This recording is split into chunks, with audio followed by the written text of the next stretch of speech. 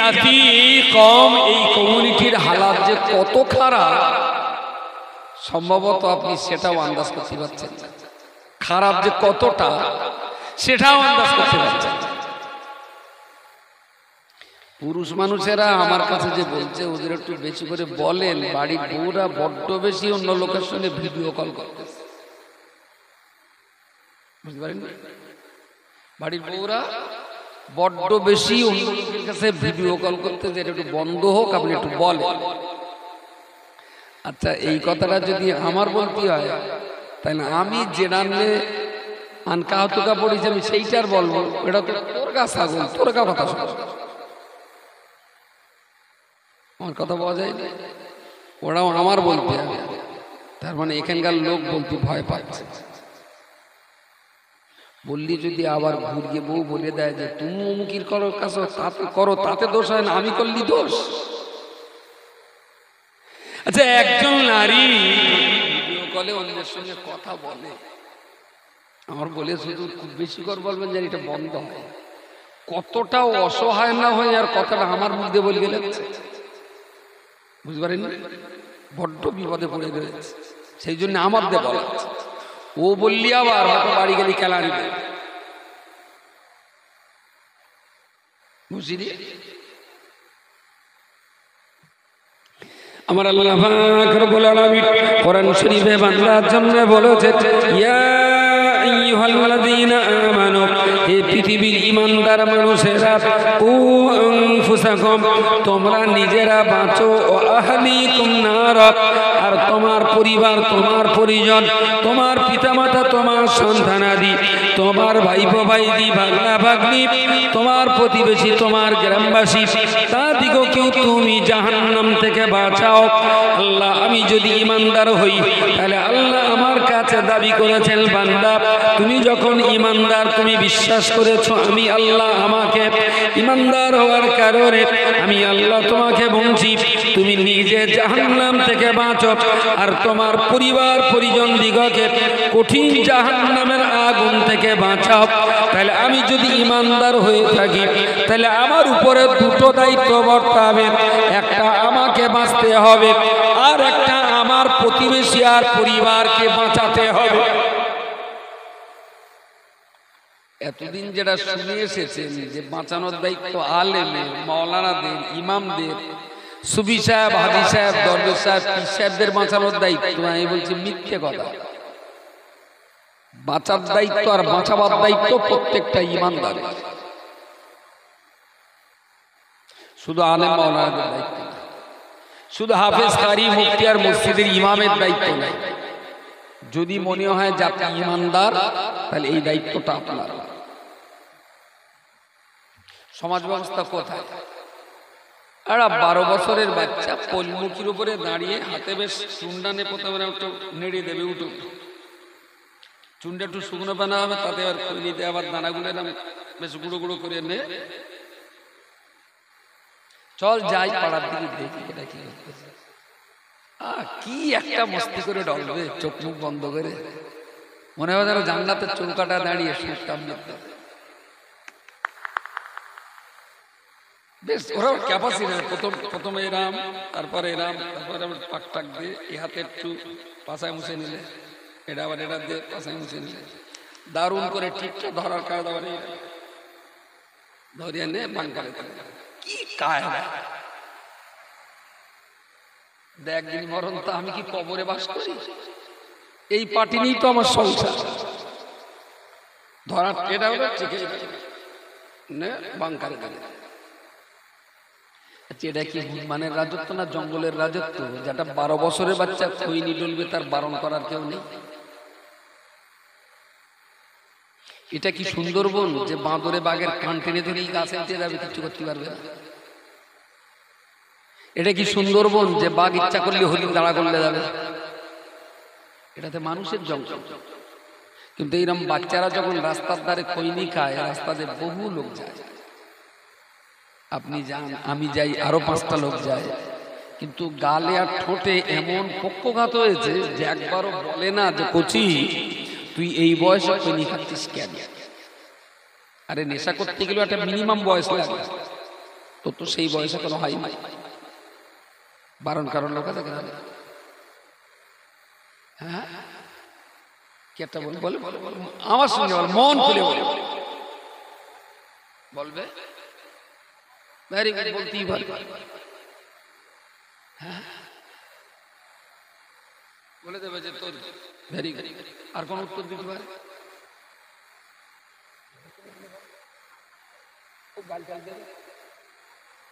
দিতে পারে। হ্যাঁ, বলবেন বাপের টাকা খাচ্ছে, আর কি বলতে পারে? তুমি ভেরি গুড, আর কি বলতে পারে?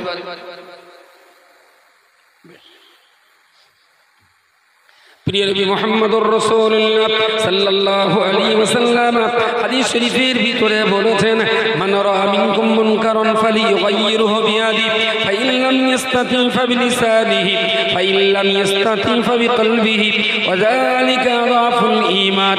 নবী আমার বর্ণনা করে বলেছেন, ও বাবা সাহাবী শোনো শোনো, মান রাআ মিনকুম মুনকারান, তোমাদের সামনে যদি কোনো অন্যায় অপকর্ম তোমরা হতে দেখো, কোনো অপরাধ, কোনো অন্যায়, কোনো অপকর্ম যদি তোমরা হতে দেখো, আমি রাসূল তোমাদের জন্য বলছি, ফালিয়ুগাইয়িরহু বিয়াদিহি, তোমরা সেই অপরাধের কাজটা রুখে দেওয়ার জন্য হাত দিয়ে তোমরা বাধা দেওয়ার চেষ্টা করবে।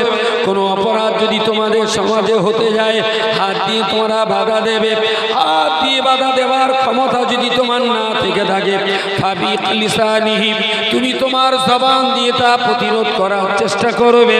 ও বাবা সাহাবী, ফাইন লাম ইস্তাতি, জবান দিয়ে যদি প্রতিরোধ করতে না পারো, ফাবিকলবিহি, অন্তর দিয়ে তুমি ওই খারাপটাকে খারাপ বলে ঘৃণা করবে। এই চালা কোথায় রে? চা চা কোথায় গেছে? তাই মাইকে ডেকতিস তো দাও। ওই আসে আসে, লেবু দিয়ে আনো শোনা, লেবু ছাড়া এক কাপ দাও। লেবু চা, বসতি বস। তাহলে রাসূল বলেছেন অন্যায়ের প্রতিবাদ করা তিনটে স্তর। ফালিয়ুগাইয়িরহু বিয়াদিহি, হাত দিয়ে বাধা দাও, তার মানে শক্তি খরচ করো অন্যায় থেকে সমাজকে বাঁচাতে। 2 নম্বর,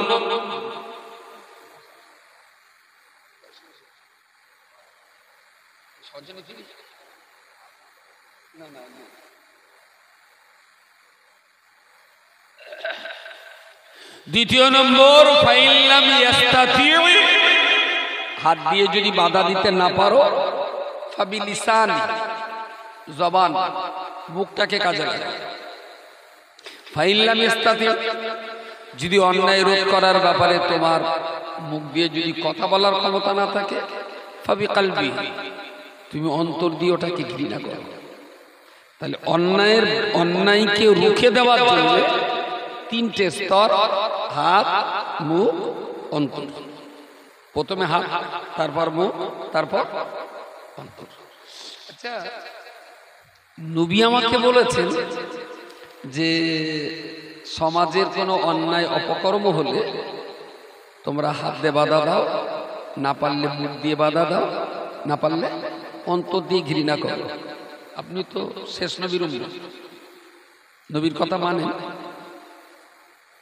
কথা বলে মানে?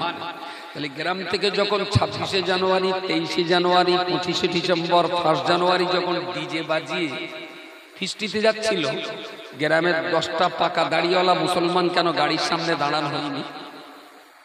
কচি বাপ, আমরা তোদের বাপ বয়সের লোক, ধরম বাপ, তোর পায়ের দোকানে ধরে বলছে এই খারাপ কাজটা যাস না। মানা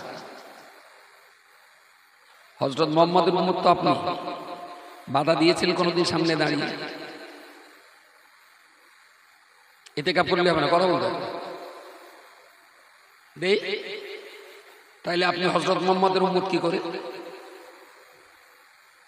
ওরা গালি দিক না, আরে আপনি তো নবীর আদেশ পালন করতে যে, নবীর হুকুম পালন করতে যে, ওরা যদি বাপমালে দুটো বাপমা তুলে যদি গালি দেয়, দিক না তারা, আমি তো রাসূলুল্লাহর কথাটা মেনে চলছি।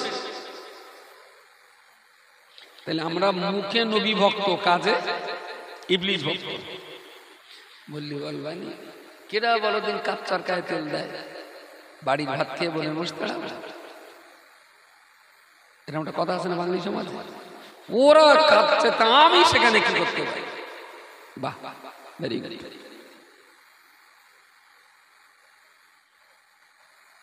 হ্যাঁ, পড়ে ও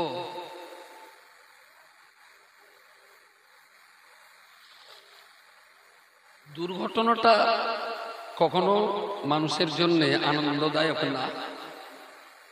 এই অ্যাক্সিডেন্টে মরাটা দুঃখজনক, আমাদেরও কষ্ট হচ্ছে। ওই মরাটা যদি বসে যদি কবর জিয়ারত করা যাওয়ার পথে যদি মরণটা হতো, শান্তি পেতাম। কিন্তু সে মরিয়ে গেল, কিন্তু এমন একটা পথে যেটা অত্যন্ত লজ্জাজনক।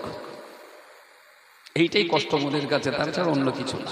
কারণ কোনো ব্যক্তিরই বিপদটা কখনো আনন্দদায়ক হতে পারে না, এটা আমাদের সবারই কাছে দুঃখজনক। তার চাইতে বড় দুঃখ যে পথটা ভালো, ওর মরণটা যদি কাবার পথে হতো, ওর মরণটা যদি দাদা হুজুরের মাজার জিয়ারাতের পথে হতো, ওর মরণটা যদি জুমা মসজিদে নামাজ পড়ার যাওয়ার পথে হতো, অত মনে কষ্ট হতো না যে না একটা ভালো পথে মৃত্যুটা হয়ে গেছে। পীরে রসুল বললেন, তোমরা সবাই দায়িত্বশীল, তোমরা সবাই কর্তব্য পরায়ণ, তোমাদের প্রত্যেকের এই দায়িত্ব সম্পর্কে আল্লাহ হাসরের মাঠে জিজ্ঞেস করবে, প্রত্যেককে জিজ্ঞেস করবে। قال النبي صلى الله عليه وسلم ألا كلكم راع وكلكم مسؤول عن رعيته। নবী আমার বললেন, বাবা সাহাবী, আলা সাবধান হয়ে যাও, সতর্ক হয়ে যাও, ও বান্দা সাবধান, সতর্ক হয়ে যাও। কুল্লুকুম রাঈ, তোমরা সবাই হলে এক একজন রাখাল, তোমরা সবাই এক একজন কর্মচারী, তোমরা সবাই এক একজন দায়িত্বপ্রাপ্ত ব্যক্তি। কুল্লুকুম মাসউলুন আন রাইয়াতিহি, তোমাদেরকে আল্লাহ যাদের চড়াবার দায়িত্ব দিয়েছিলেন, তোমাদের যাদের চড়াবার দায়িত্ব দেওয়া হয়েছিল, তাদের সঙ্গে কিরকম আচরণ তোমরা করেছ, আমি আল্লাহ তোমাদেরকে যে দায়িত্ব দিয়েছিলাম এই দায়িত্ব কি পরিমাণ তোমরা পালন করেছ। হাসরের মহামাঠ ময়দানে আল্লাহ পাক রব্বুল আলামিন প্রত্যেকটা ব্যক্তিকে জিজ্ঞাসা করবেন, বান্দারে আমি দুনিয়াতে যে দায়িত্ব দিয়েছিলাম সেই দায়িত্ব তোমরা কি ধরনের পালন করেছিলে। গ্রামে এতজন শিক্ষিত বুদ্ধিজীবী ঠান্ডা মানুষ থাকার পরেও গ্রামের কিছু ছোকরা বাচ্চা তারা অন্যায় পথে পা বাড়াচ্ছে। এই লোকগুলো সেখানে দাঁড়িয়ে বাধা দেয়নি। এই যে লোকগুলো বাধা দেয়নি, এই লোকগুলো যেন মনে না করে যে আমরা খুব সহজেই জান্নাতে যাব। ব্যাপারটা কিন্তু অত সহজ না। এরা হাসরের মাঠে যখন জান্নাতের দিকে যাবে,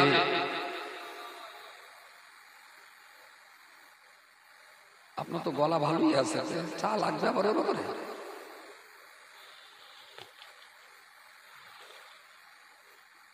ছেলেপিলে ঘুমে থাকলে চমকে উঠতো, হিসু করলেও করতে পারি যেভাবে ডেকেছে। যাক, আচ্ছা, এই যে দায়িত্ব পালন করছি না, আমি নামাজি, আমি রোজাদার, আমি সত্যবাদী, আমি আল্লাহওয়ালা, আমি হাজি, আমি দান করি, আমি যাকাত দিই, সত্য কথা বলি, হারাম খাই না, জমির আল ঠিক আছে। আমি যখন জান্নাতের দিকে এগোবো হাসরের মাঠে, পিছন দিক থেকে ডিজে বাজানে, গাঁজা খাওয়া, মদ খাওয়া, তেরঙ্গা শেখর, গুটখাখোরগুলো পিছন দিক থেকে সে টেনে ধরবে। চাচা কোথায় যাচ্ছে? আমি জান্নাতে যাচ্ছি। তখন আমার কেউ লেয়াতে হবে জান্নাতে। তাহলে তোরা চুরি করতিস, ডাকাতি করতিস, তোরা মাল খেতিস, গাঁজা খেতিস, তোরা জান্নাতে যাবি কি? তাহলে আমরা যেদিন গাঁজা খেতাম সেদিন চাচা তোমরাকে যদি একটু বাধা দিতে, আমরা হয়তো গাঁজাটা ছাড়তাম। আমরা যেদিন চুল্লু খেয়ে মাতলামি করতাম, তোমরা গ্রামের 10টা মোড়লকে যদি বাধা দিতে, আমরা হয়তো ভালো হয়ে যেতাম। যেদিন আমরা ডিজে বাজিয়ে ফিস্টি করতে গিয়েছিলাম তাকে পিকনিক স্পটে, তোমরা গ্রামের হাজি, মাওলানা, মুফতি, কারি, ইমাম, মোড়ল, মাতব্বর, মেম্বার 10টা 20টা যদি সামনে দাঁড়াতে, আমরা নিশ্চয়ই ভালো হয়ে যেতাম। তোমরা আমাদেরকে খারাপ কাজে বাধা দাও না, বিদায় তোমরা যেখানে যাচ্ছ আমাদের লে যাও, আর নাহলে আমরা যেখানে যাচ্ছি তোমার কাছে সেখানে লে যাও। উপায়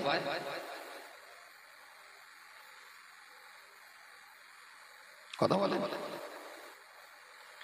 ভালো মানুষগুলো যদি গ্রামের জওয়ান যুবক বাচ্চা এদের অপকর্মে, এদের পাপের কাজে, এদের অন্যায়ের কাজে ভালো লোকগুলো যদি শক্তি প্রয়োগ করে বাধা না দেয়, কসম খোদার করে বলছি ভালো লোকগুলোও জান্নাতে যেতে পারে। ওই খারাপগুলো এদের পথের কাঁটা হবে না। আপনি ভাববেন না যে ওরা গাঁজা খাচ্ছে কাক, আমি তো নামাজ পড়ছি, ওরা ঘোষবাড়ি যাচ্ছে তাই আমি তো ঘোষবাড়ি যাই নাই। চাচা, অন্যায় করা যা আর অন্যায় কাজটা মেনে নেওয়া তাই। গোটা গ্রাম জাহান্নামে যাবে আর আপনারা 17টা লোক জান্নাতে যাবেন, তেলপানা কলের গেলে। জবাব কিন্তু সবার দেওয়া লাগবে, যদি মনে হয় ইমানদার। আর যদি মনে করেন না ইমানদার না, তাহলে দায়িত্ব আপনার।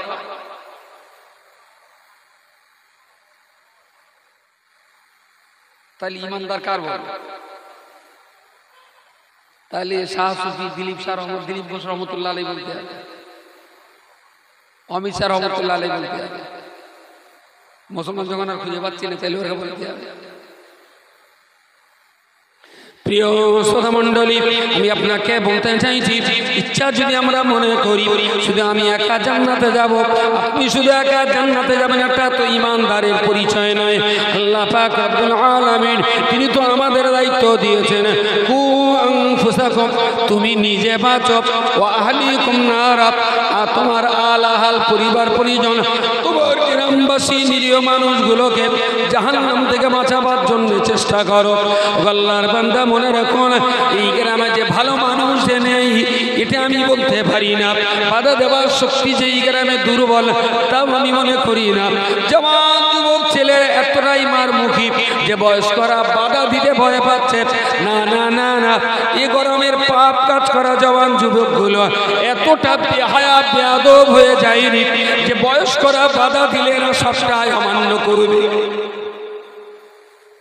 অনেকদিন ধরে তো এই গ্রামে আসা যাওয়া করি, ছেলেগুলো এত হটকারী না যে বড়রা বাধা দিতে গেলে বুকের খাঁচায় লাথি মেরে চলে যাবে, বাচ্চারা মনে হয় এতটা ডেসপারেট হয়ে যায়।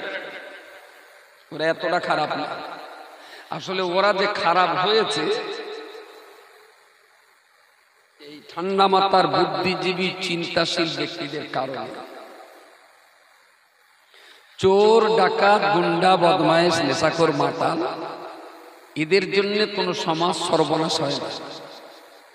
সমাজ সর্বনাশ হয়েছে শিক্ষিত বুদ্ধিজীবী ঠান্ডা মাথার চালাক চতুর মোড়ল বিচারক এদের নিরাপত্তা পালন করে থাকাটাই সমাজ ধ্বংসের কারণ।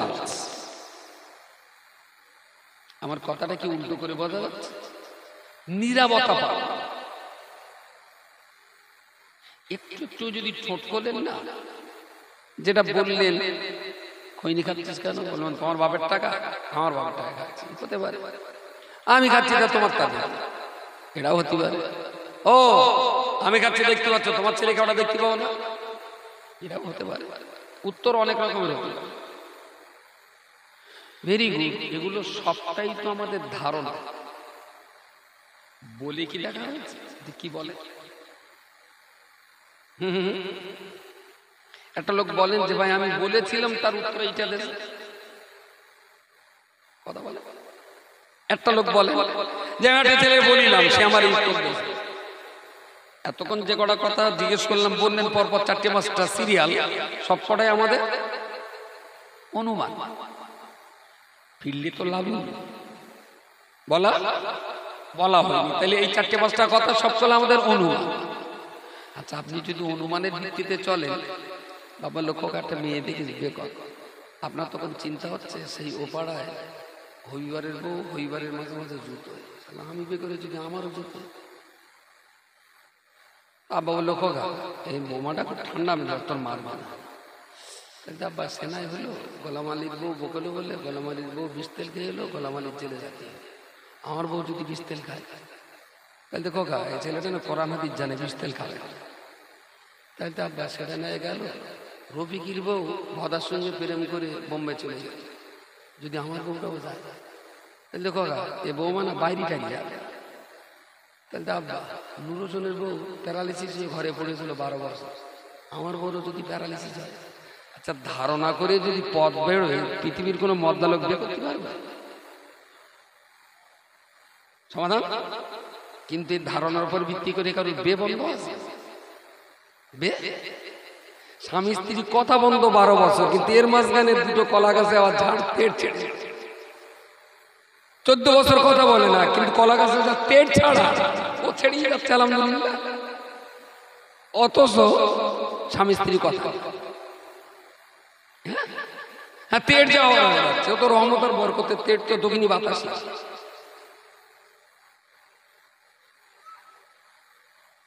হ্যাঁ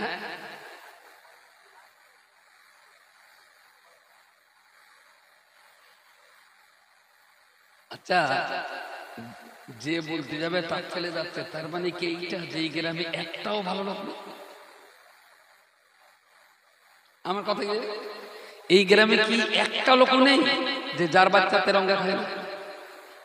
তাহলে সে তেরঙ্গার বিরুদ্ধে বলুন।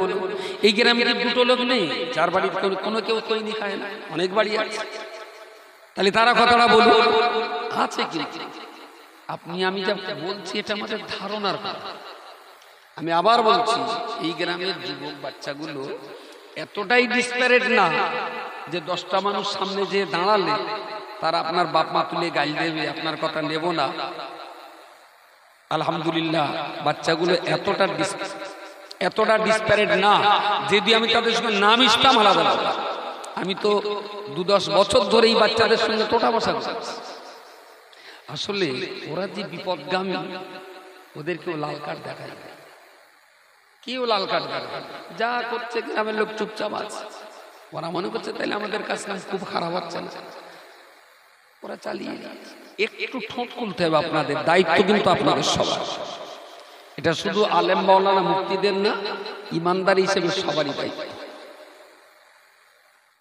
এবারে যদি বলেন ওরা উল্টোপাল্টা বলবে, আমি বলুক, আপনি গেছেন ধরুন উল্টোপাল্টা বলেছে, তাই বলে কি ফিরে আসবেন? অসম্ভব। প্রিয় শ্রোতা মণ্ডলী, মনে রাখুন, অনেকে জবাব দিয়ে বলবেন, হয়তো কোনো ছেলে একটা দুটো জবাব দিয়ে বলতে পারে আমি আবার বাবার টাকায় খৈনি খাচ্ছি, এতে তোমার বাপের কি? সব ছেলে বলবেন, হয়তো একটা ছেলে, দুটো ছেলে বলবে, তাই বলে 100 ছেলে বলবে। আচ্ছা এই যে দুটো ছেলে বলল, এই আমি আমার বাপের টাকা খৈনি খাচ্ছি, তোরটা দেখি, ভেরি গুড, কথাটাও মিথ্যে বলিনি, সত্যি কথা বলেছি। আচ্ছা এই কথাটা শুনে যদি আপনি ফিরে এলেন যে আমার কিছু করার নেই ভাই, আমিও যতবার বলি ততবার বলে আমার বাপের টাকা খাচ্ছি, তোরটা দেখি। বললাম তোমার দায়িত্ব, তাহলে ভাই আমার আর কোনো দায়িত্ব নেই, আমি আর পারবো না। ওকে। আচ্ছা ও যদি ওর বাপের টাকায় দেশলাই কিনে একটা টুকে যদি তোমার ঘরে লাগায়, আর তুমি যে বল ভাই আগুন লাগাচ্ছিস কেন? আমার বাপের টাকার দেশলাই আমি আগুন লাগাচ্ছি, তুমি হাত পা গুটকে চুপ করে থাকবা? কেন চুপ করে থাকবা না? ওটা তোমার ঘর পড়বে তাই, আর এটা যে তোমার গ্রাম পড়ছে, ওটাই তো তোমার ঘর পড়ছে, আর এটা তোমার গ্রাম পড়ছে। আমার কথা বলা যায়? ও তো বলেছিল আমার বাপের টাকা আমি খৈনি খাচ্ছি, তোমার তাতে কি? এটা তো মানবতা চলছে। আর ওই ছেলেটাই যদি দেশলাই এনে তোমার ঘরে দেয়, তখন যদি বলে আমার বাপের টাকার দেশলাই আমি যেখানে ইচ্ছা জ্বালাতে পারি, আমি তোর বাপে, তুমি তাহলে ফিরে এসো, পড়াচ্ছে না। কোনো মুসলমান ছাড়বে বলে মনে হয়? কেন ছাড়বে না? ভেবেছে শালা ঘরটা তো আমার, পড়াচ্ছে তাই কি? এখানে যদি ঘরটা তোমার হয় তাহলে ওখানেও বলার দরকার ছিল তোর বাপের টাকা খৈনি ঘরে বসে খাবি, গ্রামটা আমার। বেরো এখান থেকে, ঘরে বসে খাবি, কোনোদিন বাইরে বেরোবি না, গ্রামটা কিন্তু আমাদের। গ্রামটা তোর বাবার একা, আমাদেরও গ্রাম। তোর খৈনি খাওয়া দেখে আর 5টা বাচ্চা খৈনি খাবে। হ্যাঁ বেরো এখান থেকে, ঘরে যায়। এসব হলো এসব সেই কৃষি মেরে জুতো তাই জুতো, বুঝতে পারেন? বাহ,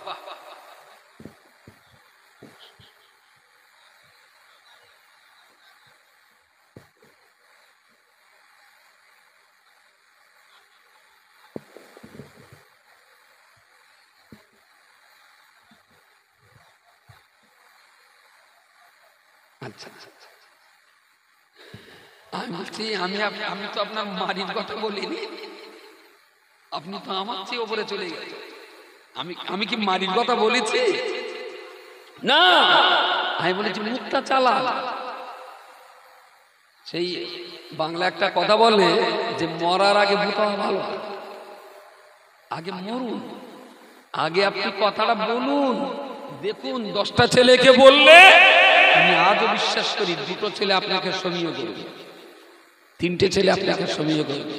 ওই 3টে ছেলে হয়তো এক রাত্রি তারা খারাপ থেকে ভালো হবে না, কিন্তু প্রকাশ্যে তারা আর এই খারাপগুলো করবে না। এক চান্সে এতটা ভাত খাবে, এখন যদি পুরো ভাতগুলো আলুসানা কলার তরকারি দিয়ে পুরো একটা দলা করে যদি মনে করেন এক গালে খাবো, খাওয়াটা যাবে না। আপনি 10-15টা করে ভাত নান, মাখিয়ে ছোট ছোট করে গালে দেন, গোটা গ্রাম পরিষ্কার করা যাবে।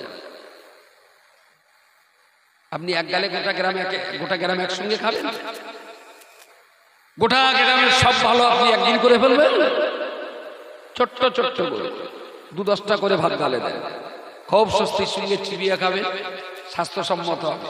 আর যদি মনে করেন না কালকেই জান্নাতে যেতে হবে, পুরো একটা ভাতের দলা ঠাঁসাঠিচি করতে হবে, কোনো মতেই গালে যাবে, শুধু কোথাকুতি করাই সারা। 2টো করে খান, সেটা স্বাস্থ্যসম্মত হবে। সময় কম বলে অতটা ভাত একসঙ্গে কখনো গালে ঢোকানো যায় না। ইসলামের প্রত্যেকটা কাজের সিস্টেম আছে। আপনি দায়িত্ব এড়াতে পারেন না, ও আপনাকে গালি দেবে, ছোট কথা বলবে না মোটা কথা বলবে, আমাকে বলবে এই প্যান্ডেলটা ওরা সবার জন্য করেছে, প্যান্ডেলের ওই কোনায় আগুন লেগেছে, প্যান্ডেলের কোনায় আগুন লেগেছে, যেভাবেই হোক আগুনটা লেগেছে, তখন সবে একটা কোণে আগুন লেগে গেছে, নেমানোর দায়িত্বটা কার?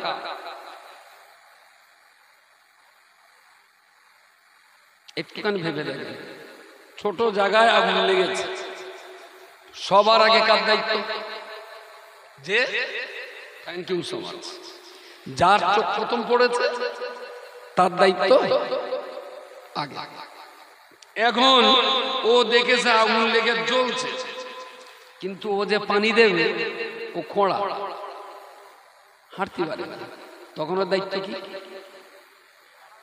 ওখানে চিৎকার করা, যেই আমাদের সেই সবার ডেকোরেটরের কোনায় না প্যান্ডেল আগুন লেগেছে রে ভাই, শিগগিরই কেউ কোথায় আছে পানি দিয়ে। তাহলে হয় ও পানি দিই, আর দিতে না পারলে চিৎকার করুন, হয় আপনি বারণ করুন, আপনার বারণ শুনবে না যদি মনে হয়, তাহলে যার বারণ শুনবে সেই রকম লোককে আপনি ডেকে দেন। আমার কথা বলা যায়? আমি বুঝলাম যে আমার কথাটা এই ছেলে নাও নিতে পারে, ভেরি গুড। তখন ওই ছেলেটা গ্রামের যার কথা শুনবে আমি সেই রাম লোককে বলবো, চাচা সেই অমুক না ওই কোনায় বসে বসে দেখাচ্ছ, আমি দেখি চাচা, আমি বললি হয়তো আমার কথা লেগে না, তোমারে বলতিস তুমি একটু বলো না চাচা। তাহলে আমার কথা ফেললেও এমন লোক দেবো যে তার কথাটা ফেলবে না। এটা হলো সিস্টেম, আপনাকে সিস্টেম মেনে চলতে হবে। না না বড় রুমাল নেই, তোর মাফলাটা দাও, আরে বাড়লে দাও, তুমি দাও, ছুড়ে দাও। ওই মাটি বাবার সময় না 100 দিনের কাজ করে, এখন ওই এক ঝুড়ি মাটি যদি খালি মাথায় তুলে,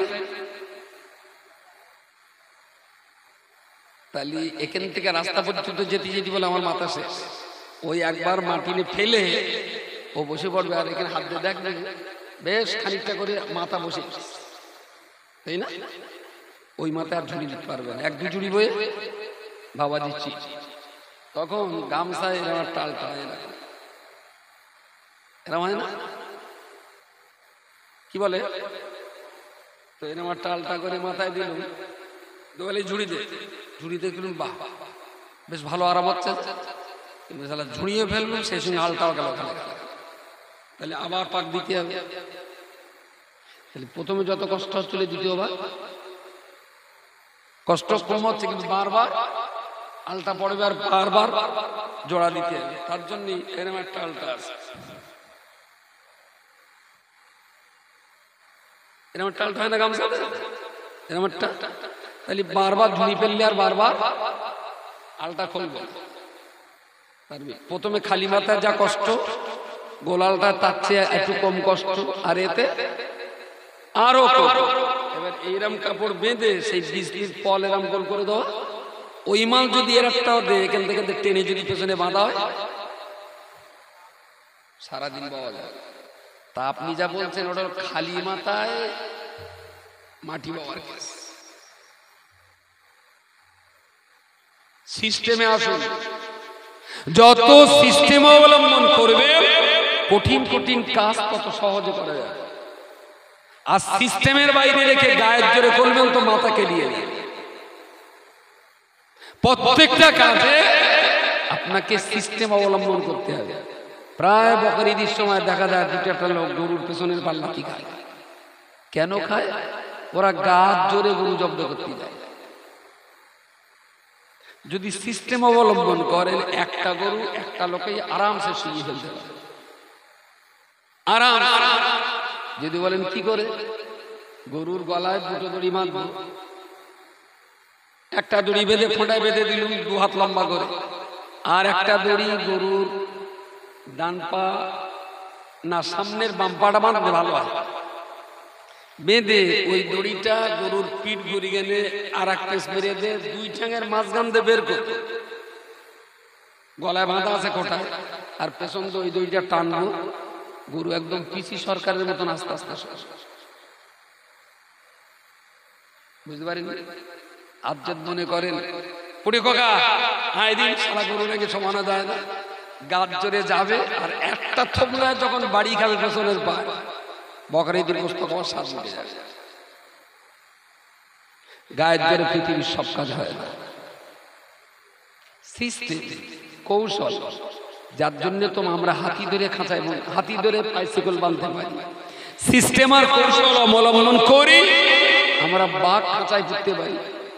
আচ্ছা, জীবনে কোনোদিন লোকে গেরাম বাঘ গলা করে ধরিয়ে এনে খাঁচায় দিচ্ছে? সিস্টেম, তাই না? একটা ছাগল আর একটা ফাঁদ, যত বড়ই বাঘ হোক না কেন ফাঁদে পড়বে। আমি বলছি সমাজটাকে খুব সিস্টেমেটিক্যাল লিগাল ধীরে ধীরে ধীরে ধীরে কাজ করলে আমি আজও বিশ্বাস করি সমাজ ভালো হবে, সমাজ ভালো হবে, কিন্তু হঠকারিতা করলে হবে। কোরআন হাদিসের সিস্টেম বহির্ভূত গায়ের জোর দেখালে হবে না। এখানে গায়ের জন্য, এখানে ব্রেনের জোর কাজে লাগে। গাছ জোরে কখনো হাতি জব্দ করা যায় না। আপনি যদি মনে করেন গাছ জোরে হাতিটা ঠিক করে স্বভাব, জীবনে কোনোদিন। আর হাতি যদি মনে করে আপনার পেটে পা দেবে, শুধু এরম করে ধরে এরম দে হাতি, আচ্ছা ও কি এরম পা দে এরম করে চাপতে হবে, শুধু নিজের গাছের মতন পাটা চেপতে দেবে। ফটাস বরকতুল্লাহ, একবার ফটাস, তারপর বরকতুল্লাহর হাড় কোড় পেট পুরো এক জায়গায়। আপনি সারা জীবন গায়ের জোর দেখিয়ে হাতি শোয়াতে পারবেন না। আপনি হাতি শোয়াতে পারবেন সিস্টেমকে অবলম্বন করে। সিস্টেম কাজে লাগান, হাতি এমনি শোয়। গ্রামে বিরাট বিরাট হাতি, গন্ডার, জলস্থি আর বাঘের বাসনা। আমরা যাদেরকে ভালো পথে টানার চেষ্টা করছি, বড্ড জোর বলতে পারি এরা হালাল খাদ্য, শিঙি মাছ, কাঁটামালি জ্বালা, কিন্তু খাওয়া যাবে। আর কথা বল, এরা একেবারে হাঙর, কুমির, জলস্থি না, যেদের পাড়ু করা যাবে না। বড্ড জোর বলতে পারি শিঙি মাছ, তবে কাঁটামাল্লি জ্বালাও যেরাম করে 1 কিলোর দাম 900 টাকা। এটাও তো অস্বীকার করা যাবে না। গ্রামের সম্পদ তো যুব সমাজ, যুব সমাজটাই তো গ্রামের সম্পদ। আপনি আমি তো বুড়ো হয়ে যাচ্ছি, আগামী দিনে এই গ্রাম চালাবে তো ওরাই। তাহলে ওদের তাড়িয়ে দিয়েও কিন্তু আমার গ্রামের শান্তি ফেরানো যাবে না, ওদেরকেও রাখতে হবে। তবে কি ওদের খারাপ থেকে ভালো করার চেষ্টা করতে হবে। চেষ্টা করলে আমি আজও বিশ্বাস করি এদের ফেরানো যাবে, এদের বাঁচানো যাবে, আমরাও ভালো হতে পারবো, জবাব দিতে পারবো। প্রিয় নবী মুহাম্মদুর রাসূলুল্লাহ সাল্লাল্লাহু আলাইহি ওয়াসাল্লাম 45-47 বছর বয়সে নবী আমার তায়েফ সফর করবে। উদ্দেশ্য তার অন্য কিছু ছিল না। নবী আমার জন্ম নেওয়ার পরে টানা 4 বছর তিনি হালিমাতুস সাদিয়া রাদিয়াল্লাহু তাআলা আনহার ঘরেতে তিনি অবস্থান করছিলেন। সেই নবী আমার চিন্তা করলেন, তায়েফের মানুষ আমায় দুগ্ধ পান করিয়েছেন, বাচ্চা বয়সে তায়েফের মানুষেরা আমাকে 4 বছর লালন পালন করেছেন। আল্লাহ পাক রব্বুল আলামিন তিনি যখন আমাকে জাহান্নাম থেকে বাঁচার রাস্তা বলেছেন, তাহলে আমি মুহাম্মদুর রাসূলুল্লাহ সর্বপ্রথম জাহান্নাম থেকে বাঁচবার এই সুযোগটুকু তায়েফের মানুষের সামনে তুলে ধরব, ওরাই প্রথম জাহান্নাম থেকে বাঁচার রাস্তাটা পেয়ে যাক। খুব আশা করেই গিয়েছিলেন তাই, জোর আমার অনেক উপকার করেছে, তা জাহান্নাম থেকে বাঁচার মতো উপকার করার আল্লাহ যখন আমার পথ দিয়েছে, তা প্রথমে এই সুযোগটা তায়েফের মানুষকে, ওরা অন্তত জাহান্নাম থেকে বেঁচে যায়। আচ্ছা, রাসূলুল্লাহ যখন গেলেন, আপনি কোন ছেলেকে যদি বলেন এই তুই গাঁজা খাচ্ছিস কেন, সে বলবে আমার বাপের টাকা আমি খাচ্ছি। আচ্ছা, রাসূল যখন তায়েফের মানুষের কাছে শান্তির বার্তা দিয়েছিলেন, ওরা কি তখন বলেছিল মুহাম্মদ তোমার বাপের তুমি বাঁচাও, আমার বাপের আমি বাঁচাও? তায়েফের লোক কি শুধু এই কথাটা বলে ছেড়ে দিয়েছিল বলে মনে হয়? আর কি করেছিল? পাথর। আপনার কি মনে হয় গ্রামের একটা দুষ্ট ছেলেকে ভালো পথে ডাক দিলে তায়েফের লোক নবীকে পাথর বেলেছিল? আপনি কি ভাবেন গ্রামের লোক আপনার পাথর মারবে? কিরম মনে হয়? পাথর কখনো মারবে না। তার চেয়ে আপনি না বয়সে বড়, এই জ্ঞানটুকু তাদের আছে। তার চেয়ে আপনি সম্মানে বড়, এই জ্ঞানটুকু তাদের আছে। তো জাহান্নাম থেকে বাঁচাবার জন্য নবী যদি বেদিনদের কাছে পাথর খেয়ে রক্তাক্ত হয়ে যদি বেহুশ হয়ে পড়তে পারে, তাহলে আপনার প্রতিবেশীদের জাহান্নাম থেকে বাঁচাবার জন্য আপনি একটা কথাও খাবেন না? আপনি কি করে হযরত মুহাম্মদের উম্মত বলে দাবি করেন? তিনি তো তার গোষ্ঠীকে জাহান্নাম থেকে বাঁচাবার জন্য পাথর খেয়েছেন, রক্তাক্ত হয়েছেন, বেহুশ হয়েছেন, আর আপনি আপনার গ্রামবাসীকে জাহান্নাম থেকে বাঁচাবার জন্য দুটো কথাও শুনবেন না? আপনি শেষ নবীর উম্মত এমনি এমনি হয়ে যাবেন। নবী পাথর খেয়েছে, আপনি কথা খাবেন না। নবী দিনের জন্য জন্মভূমি মক্কা ছেড়ে মদিনায় হিজরত করেছেন, আপনি ঘর ছাড়বেন না।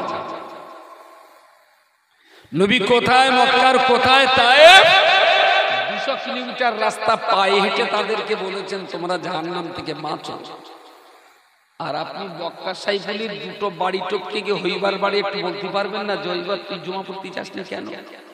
চল ভাই আজকে শুক্রবার আমিও যাই, তুইও চল। হইবার কি বেজম্মা বলে গালি দেবে আপনার? না খানায় পড়া বলবো? বলা তো অভ্যাসই নেই আমাদের। সত্যি কথাটা হলো বলা অভ্যাস নেই। তার মানে আপনি কিন্তু ইসলামের ডিউটি পালন করছেন না। ডিউটি কিন্তু আপনি পালন করতেই হবে। প্রয়োজনে নবী পাথর খেয়েছিলেন, আপনি দুটো গাল খান। নবী রক্তাক্ত হয়েছিলেন, আপনার দুটো ছোট মোটা কথা বলুন, তাও তো বলতে পারবেন আল্লাহ তোমার নবী যে পথে পাথর খেয়েছিলেন আমি পাথর খাইনি, তবে দুটো কথা আমি খাচ্ছি। তবে তো নবীর পথে আছেন বলে এটা তো প্রতীয়মান হবে। রাসূলও কাজ করেছেন, আপনিও কাজ করছেন, এটা তো প্রমাণ করাতে হবে। তাহলে আপনি কিসের উম্মত? নবী কি মেনে চললেন আপনি? বাবা 8 ঘন্টা বলবো বলেছি, আসলে ড্রাইভার যত মদই খাক না কেন গাড়িতে তুলে দিলে চালিয়ে যাবে, এরকম একটা ব্যাপার আছে না। ড্রাইভাররা গাড়িতে তুলে দিলে ওরা, আমিও খানিকটা সেরা হয়ে গেছি, বিশাল কষ্ট হচ্ছিল, মনে হচ্ছিল কি আধ ঘন্টা খান বলে লাভ, কিন্তু চোখ মুখ দেখে না একটা 10 অনেক সময় ঘড়ি দেখা হয়নি বলে আমি আর সময় নেব না। অনেকগুলো গ্রাম তো এই জীবনে পরিচিত হয়েছে, তা কিছু কম বেশি ধরুন 300-400 গ্রামের সঙ্গে একটা সম্পর্ক আছে কম বেশি। তো যতগুলো গ্রাম আমাদের খুব ফেভারিট, আমাদের খুব প্রিয়, যেমন ধরেন জামিয়া রহমানিয়ার মহল বেলেনহানিকুড়িয়া, এটা আমাদের খুব প্রিয় গ্রাম। পাশেই আছে জাফরপুর, আপনার তারপরে কড়াপাড়া, আমাদের খুব প্রিয় গ্রাম। একটু দূরে চলে যান, এদিকে রাজারহাটের মোহাম্মদপুর, ওদিকে বারাসাতের বহেড়া গ্রাম, আমাদের খুব প্রিয় গ্রাম। যতগুলো গ্রাম আমাদের কাছে খুব প্রিয়, নারায়ণপুর কিন্তু তার ভিতরে একটা। কারণ এই গ্রামগুলোতে আমরা খুব স্বাধীনভাবে নিজেদের মতো করে চলতে পারি। অন্য গ্রামগুলোতে অনেকটা ভাবতে হয় কে কিভাবে নেবে আমার, কে ভালো নেবে কে খারাপ নেবে, চিন্তা করতে হয়। কিন্তু এই গ্রামগুলোতে যখন যাই একবারও ভাবি, কেন ভাবি না জানি, এখানকার মানুষ সব আমাদের। নারায়ণপুর কিন্তু তার ভিতরে একটা। আমি খুব দুঃখিত এবং ভারাক্রান্ত, বছরে শুধু 4 রাকাত নামাজ আর একটা সভা করার জন্য নারায়ণপুর মসজিদের পাশে কত সুন্দর সাজানো গোছানো একটা ঈদগাহ, তাই না? কদিন ব্যবহার হয়? একটা সভা আর 2টো ঈদ, তাই তো নাকি? 4 রাকাত নামাজ, 4 রাকাত নামাজ আর একটা সভা, তার মানে গড়ে 3 দিন ব্যবহার হয় ঈদগাহটা, নাকি আর কিছু হয়?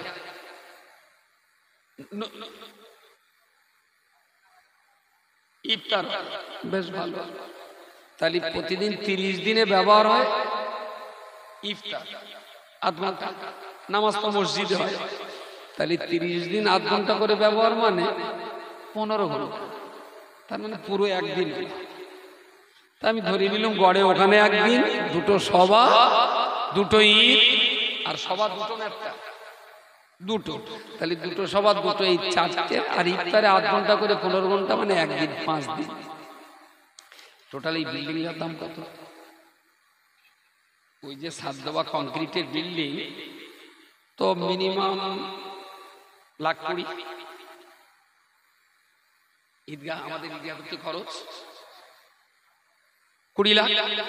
আচ্ছা, নারায়ণপুর, সোলাদানা, বাঁশঝুড়ি, নালকোড়া, এদিকে আপনার কি বলেন গ্রামের নামটা, চাঁদচুড়ো, মগরাহাট, 8টা-10টা গ্রাম মিলে দেখবেন যে একটা লোক 20 লাখ টাকার একটা সম্পদ কিনে রেখেছে, বছরে 5 দিন ব্যবহার করে।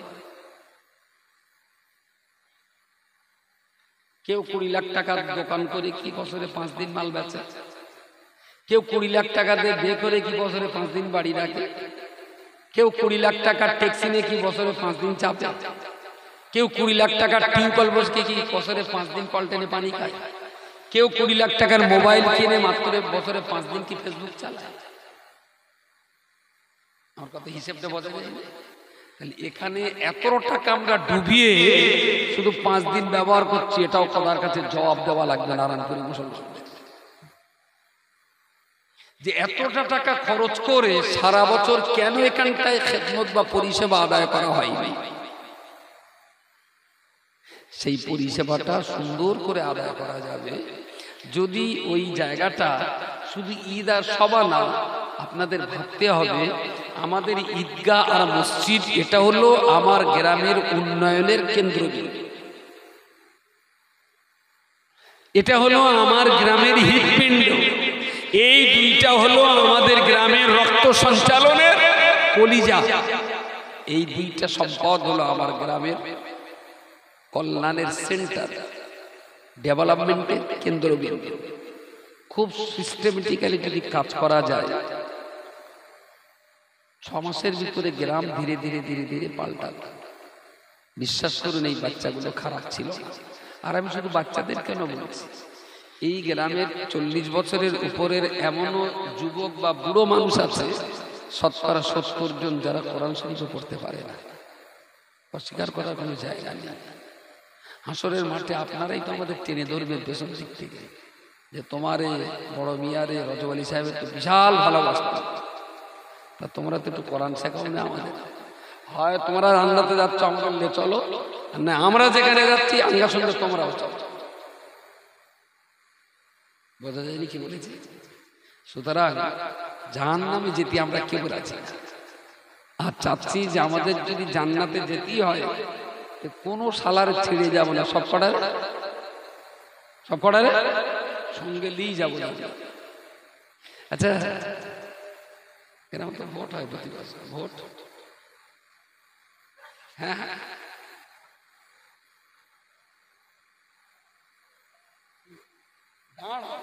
সবে তো এখন চা গরম। কি বললেন আপনি?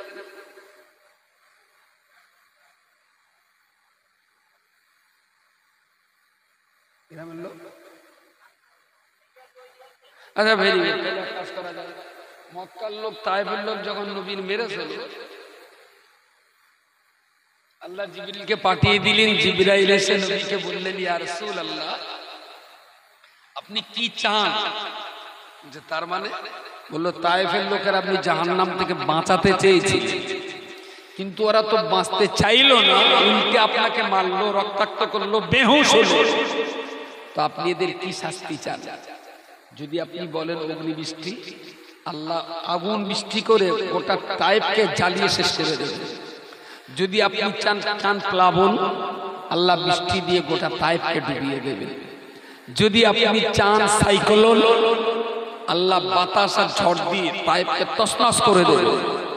যদি আপনি চান ভূমিকম্প, আল্লাহ ভূমিকম্প দিয়ে তায়েফের এই পাহাড়গুলোকে সব মাটির নিচে ঢসলা দিয়ে শেষ করে দেবেন। কোনটা চান?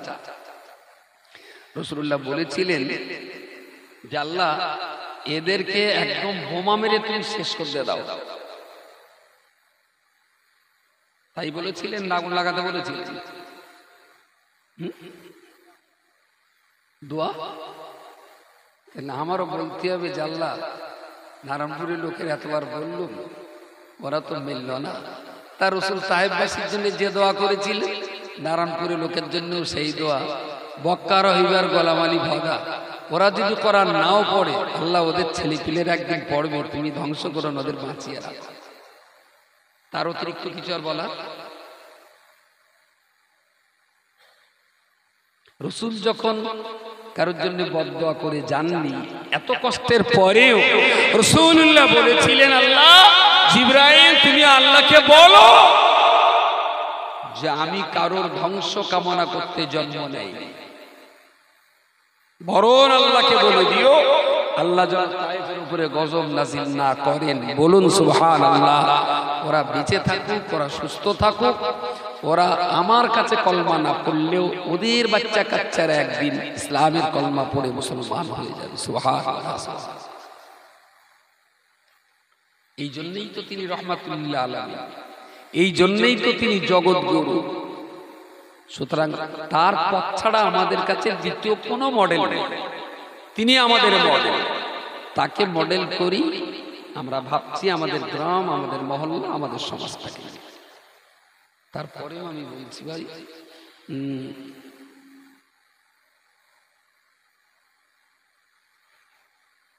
আমার বয়স 50, যাদের বয়স 50-এর নিচে, না 50-এর নিচে না 40-এর নিচে, কার কার বয়স একটু হাতি ছাড়া করেন? 40-এর নিচে। ওমা, সব কি 150 বছর বয়স? হাত এরা বাঁধটা এরকম, ডানারটা এরকম। এই যে তা ভাত কোচর থেকে বের করো, বেরো। হ্যাঁ সবাই বের করছে। 40 ভেরি গুড। আমি যেরকম করবো সেরকম আমার মারেন দিন একসঙ্গে। 1 2 3 4 5। এবার বন্ধ, 2 আঙ্গুল। 1 2 3 4 5। 3 আঙুল 1 2 3 4 বাড়িতে কি বলে দিয়েছে হাত ধান ফাঁক করো না বেশি একটু হাতটা ফাঁক করো গুটি এরম এরম এরম করতে উঁচু করে এত উঁচু করে 1 ফুট উঁচু করে 1 ফুট 1 2 3 4 5 এক আঙুল মানে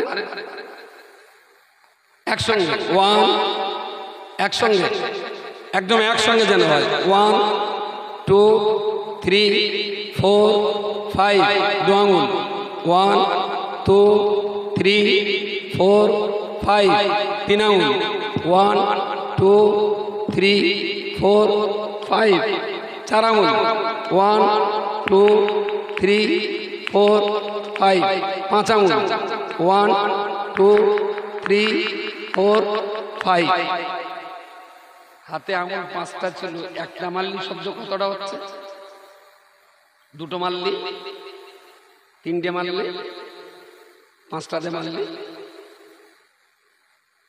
গ্রামের সবার 5টা করে আঙুল আছে কিন্তু কেউ 5 আঙুল ব্যবহার করে না সেই জন্য শব্দ আমি একা মারলে কিচ্ছু হবে না দুটোতে মারলে কেউ শুনবে না কিন্তু সবাই যদি 5 আঙুল দিয়ে মারি শব্দটা অনেক ভালো করার জন্য লাগে গ্রামে একটা ইউনিটি একথাই বল যদি এই গ্রামের 10টা মানুষ অনলি 10টা মানুষ তারা যদি এক জায়গায় দাঁড়িয়ে একসঙ্গে তালি বাজায় তালিটা অনেক জোর হবে কিন্তু যদি এক আঙুল দিয়ে মারে 2 আঙুল দিয়ে মারলে আরেকটু হবে 3 আঙুল দিয়ে মারলে আরেকটু হবে তার মানে দলে একা থাকলে যা হবে 2 জন থাকলে আরো ভালো হবে 3 জন থাকলে আরো ভালো হবে আর 10 জনেই মিলে যদি 5 আঙুল দিয়ে মারি শব্দটা অনেক জোর হবে গ্রাম 180 ডিগ্রিতে ঘুরিয়ে দেওয়া যায় কিন্তু সিস্টেম চাই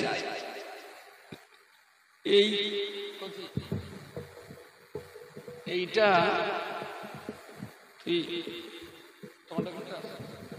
আমি ছাড়বো না ঢিলে দিচ্ছি আচ্ছা এইটা টেনে ফেলতে হবে তা ধরুন এইটা টেনে দিলে পড়বে এই যে শক্তিটা এই শক্তিটা 100 দরকার 100 শক্তি দিলে এইটা পড়বে এখন আমি বললাম ভাই তোমার গায়ে শক্তি কত তা বললো 10 তোমার কত তা বললো 10 তাহলে 10 যাদের শক্তি এরম 10 জনের ডাক একজন এসে টেনেছে 10 দুজন টানলে দ্বিতীয় জন তার পরে টানলে 10 3 নম্বর আবার পরে টানলে 10 তাহলে 10টা লোক 10 শক্তি দিয়েছে একবার 10 শক্তি দিয়েছে 10 জন কিন্তু একসঙ্গে দিয়েছে পড়বে এই 10 জনের 10 শক্তি যদি একসঙ্গে দেন তবে নারকেল গাছ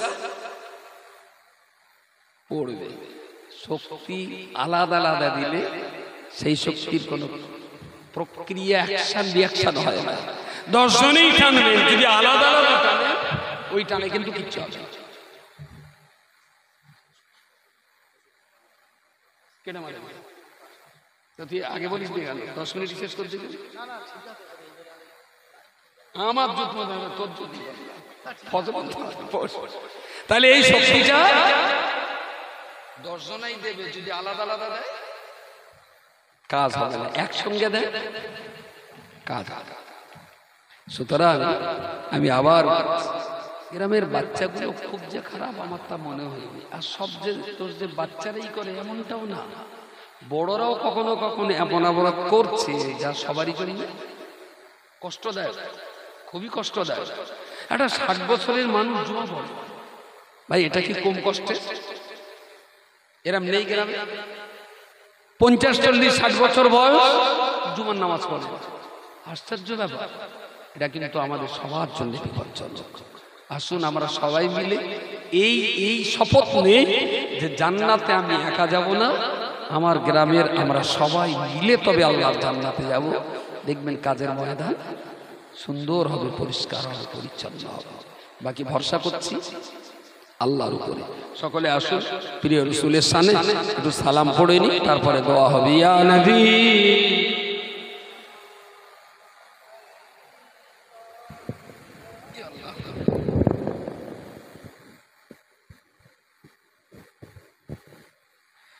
আল্লাহ বাইরে যারা আছেন একটু দোয়া করার জন্য ভিতরে আসেন সব। আশরাকাল বাদরু আলাইনা ওয়াখতাফাত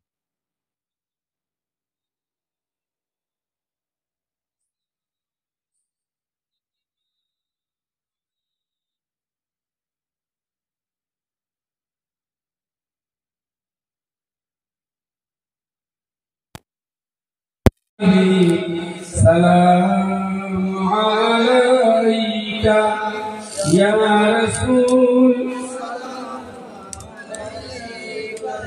ইয়া হাবিবি সালাম আলাইকা সালাওয়াতুল্লাহ মাইয়ারা ওয়াজহাকা ইউসআদ يا كريم الوالدين حوضك صافي المبرد بدنا يوما نصور يا نبي سلام عليك يا رسول يا حبيبي سلام عليك صلاة الله عليك بسم الله